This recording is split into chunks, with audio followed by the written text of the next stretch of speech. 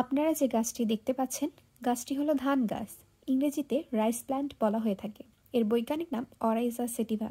কৃষি প্রধান বাংলাদেশের প্রধান ফসল হলো ধান। বিশ্বের প্রায় 3.5 কোটি মানুষ এটিকে খাদ্য হিসেবে গ্রহণ করে। প্রথমত চীন, দ্বিতীয়ত ভারত, এছাড়াও Indonesia, Vietnam, Philippines, Latin America রয়েছে। এটি ঘাস জাতীয় উদ্ভিদ। লম্বায় সাধারণত 3 থেকে 5 ফুট পর্যন্ত হয়ে থাকে। গাছের কাণ্ড ফাঁপা, পাতা লম্বা আর সরু, রং হালকা থেকে গাঢ় সবুজ। ধান গাছের শীর্ষে থাকে শীষ, যেখানে ছোট ছোট দানা জমে ধান তৈরি হয়। ধান গাছ সাধারণত পানি ভর্তি জমিতে চাষ করা হয়। জমিতে নিয়মিত পানি থাকা এই গাছের প্রধান বৈশিষ্ট্য। গাছের গোড়ায় তন্তুযুক্ত শিকড় থাকে, যা কাদামাটিকে খুব শক্তভাবে ধরে রাখে। ধান পাকলে তা থেকে আমরা পাই চাল, যা আমাদের প্রধান খাদ্য। চাল থেকে ভাত, খিচুড়ি, পায়েস সহ নানা খাবার তৈরি হয়। কথিত আছে, মাছে ভাতে বাঙালি।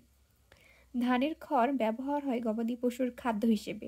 এছাড়াও ছাউনি ও বাড়ির বিভিন্ন কাজে ব্যবহার হয়ে থাকে। নতুন ধান ঘরে তোলার যে আনন্দ উৎসব, তাকে নবান্ন বলে। নবান্ন উৎসব সাধারণত অগ্রহায়ণ মাসে নতুন ধান ঘরে তোলার পরে পালন করা হয়। নবান্ন উৎসবের সব আনন্দ, আচার, অনুষ্ঠান ও খাবার নতুন ধানকেই ঘিরেই হয়।